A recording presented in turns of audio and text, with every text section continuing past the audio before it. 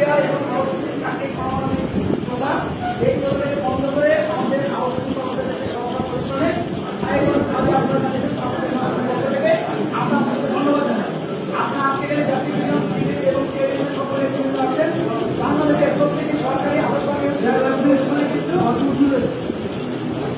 প্রতিষ্ঠানে কিন্তু আমাদের আউটসোর্সিং কর্মচারীরা নিয়োগ সেখানে কাজ করছে।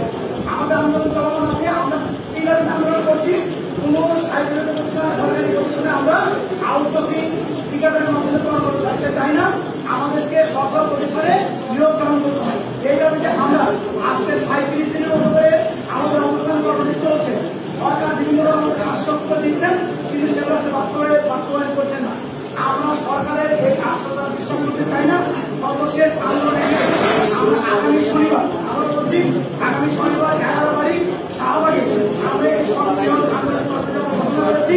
সেই আন্দোলন কর্মসূচিতে সারা বাংলাদেশের এখানে যে শ্রমিক সংগঠনের যুক্ত আছেন, আপনাদের প্রতিষ্ঠানে আমাদের যে সকল কর্মরত আছে তাদেরকে আমাদের আন্দোলনের সফল আসার জন্য আপনারা স্বতন্ত্রভাবে আপনারা তাদেরকে অনুমতি দিবেন, উৎসাহ করবেন এবং তাদেরকে আপনাদেরকেও এনশিওর করবেন তারা আমাদের আন্দোলন সংগ্রামে আসতে যেন তাদের চাকরিতে ওই প্রতিষ্ঠানে কোন রকম না করতে পারে। এই বিষয়গুলো আপনাদের পক্ষ থেকে একটু আশ্বস্ত দেন, তাহলে আমাদের আন্দোলন সংগ্রাম সফল হবে।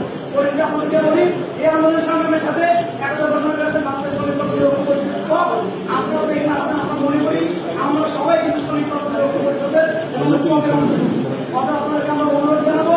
আমাদের 11 তারিখের প্রোগ্রামে শ্রমিক পরিষদের